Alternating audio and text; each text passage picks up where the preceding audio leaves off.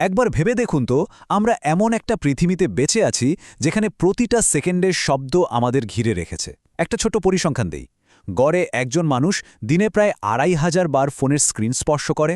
Just ভাবা যায়, সারাক্ষণ নোটিফিকেশন, সোশ্যাল মিডিয়ার অন্তহীন স্ক্রল, টিভির আওয়াজ আর মানুষের অবিরাম বকবক। সকালবেলা চোখ খোলা থেকে শুরু করে রাতে ঘুমানোর আগ পর্যন্ত চারিদিকে শুধু তথ্যের বন্যা আর শব্দের রাজত্ব। এখন একটা খুব জরুরি প্রশ্ন আসে, এই যে অনবরত শব্দের ভেতর, এই ডিজিটাল আর শব্দের আক্রমণের মাঝে আমরা আসলে কি হারাচ্ছি? আমাদের নিজেদের অস্তিত্বের কোন অংশটা এই কোলাহলের ভিড়ে একেবারে নিঃশব্দে হারিয়ে যাচ্ছে, তা কি আমরা কখনো থমকে দাঁড়িয়ে গভীরভাবে ভেবে দেখেছি? তো প্রথম পর্ব, কোলাহলের এক আধুনিক সংকট। আজকে আমরা কার্ডিনাল রবার্ট সারায়ের অত্যন্ত জনপ্রিয় বই দ্য পাওয়ার অফ সাইলেন্স বা নীরবতার শক্তি নিয়ে আলোচনা করব। মজার ব্যাপার হলো, তিনি একজন ভ্যাটিকান আধিকারিক হলেও এই বইয়ের মেসেজটা কিন্তু শুধু ধর্মীয় নয়, বরং আধুনিক জীবনের এক অন্যতম বড় মানসিক সংকট নিয়ে এটি কথা বলে। কার্ডিনাল সারাহার একদম কোর বা মূল বক্তব্যটা যদি ধরি, তা হল নীরবতা মানে শুধু মুখ বন্ধ করে রোবটের মতো চুপচাপ বসে থাকা নয়। ব্যাপারটা এত সোজা নয়। এটি আসলে আমাদের অন্তরাত্মার সাথে সংযোগ স্থাপন করার, নিজের ভেতরের আসল কণ্ঠস্বরটা শোনার একমাত্র পথ।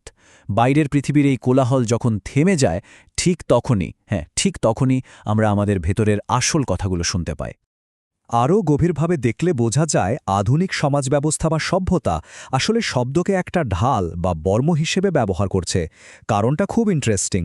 নিরেট খাঁটি নীরবতার মাঝে মানুষকে বাধ্য হয়ে নিজের মুখোমুখি দাঁড়াতে হয়, নিজের একেবারে আসল চিন্তা, ভয় বা অনুভূতির সম্মুখীন হতে হয়।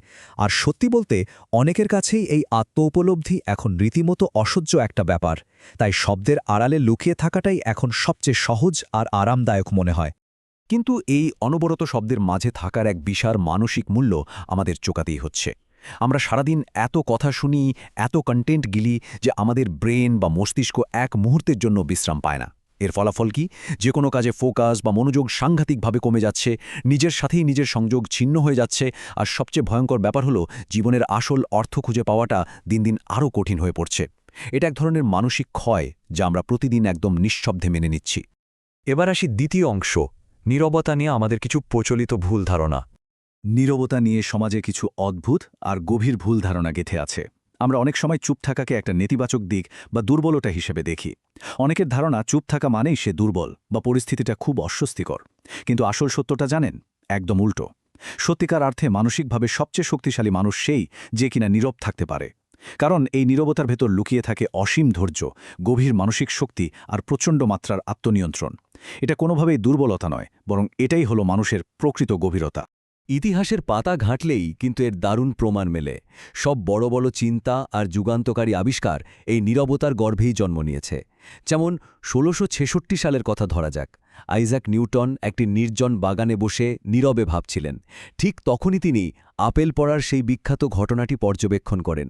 আবার ১৯০৫ সালে অ্যালবার্ট আইনস্টাইন তার গভীর আর একাকী নির্জনতায় বসেই তৈরি করেছিলেন মানবিতিহাসের সেই যুগান্তকারী তত্ত্বগুলো। এই মহান বিজ্ঞানীরাই প্রমাণ করে দিয়ে গেছেন যে নীরবতা থেকেই প্রকৃত জ্ঞানের জন্ম হয়।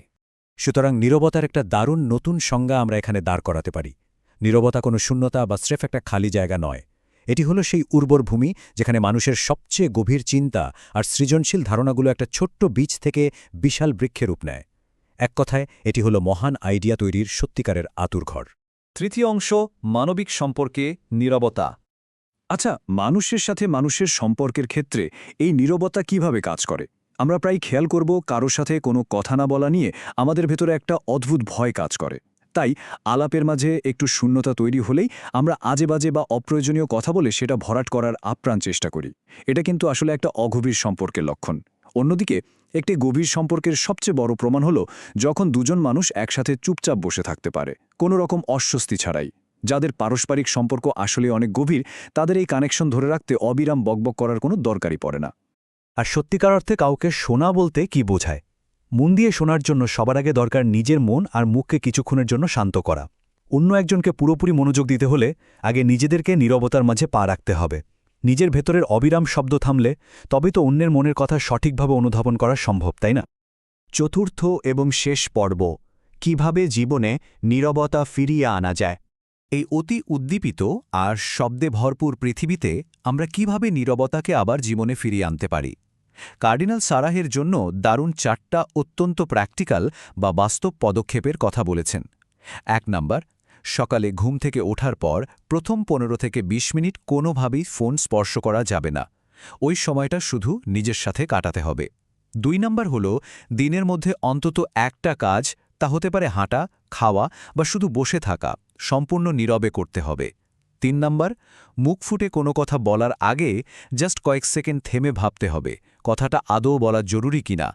আর 4 নম্বর পদক্ষেপ হল প্রকৃতির কাছে যাওয়া। বড় কোনো গাছের পাশে, নদীর ধারে বা স্রেফ খোলা আকাশের নিচে বসতে হবে, অবশ্যই সাথে কোনো ডিভাইস ছাড়া। এই খুব সাধারণ ছোট ছোট অভ্যাসগুলোই কিন্তু আমাদের জীবনকে একদম আমূল বদলে দিতে পারে। একটা ব্যাপার মানতেই হবে, আধুনিক পৃথিবী আমাদেরকে প্রতিনিয়ত এক চরম বিশৃঙ্খলার দিকে টেনে নিয়ে যাচ্ছে। শব্দের এই গোলকধাঁধায় হারিয়ে যাওয়াটা খুবই সহজ একটা কাজ। কিন্তু আমরা আসলে কে, আমাদের আসল পরিচয় কি, সেটা পুনরুদ্ধার করতে হলে খুব সচেতনভাবে এবং ইচ্ছাকৃতভাবেই এই নীরবতার কাছেই ফিরে আসতে হবে। নীরবতাই হল আমাদের সেই হারিয়ে যাওয়া অস্তিত্বকে খুঁজে পাওয়ার অন্যতম সেরা উপায়। তাই আজকের এই চমৎকার বিশ্লেষণটি শেষ করার আগে একটা বড়সড় প্রশ্ন রেখে যেতে চাই। আজ কি শুধু 5টা মিনিটের জন্য দুনিয়ার সব কিছু বন্ধ করে, হাতের সব ডিভাইস দূরে সরিয়ে একা নীরবে বসা সম্ভব? শুধু নিজের বুক ভরে নেওয়া শ্বাসপ্রশ্বাসকে অনুভব করার জন্য একবার ট্রাই করেই দেখা লাগ না? কে জানে, হয়তো এই ছোট্ট 5 মিনিটের নীরবতার মাঝেই আমরা আমাদের নিজেদেরকে সম্পূর্ণ নতুন করে খুঁজে পাব।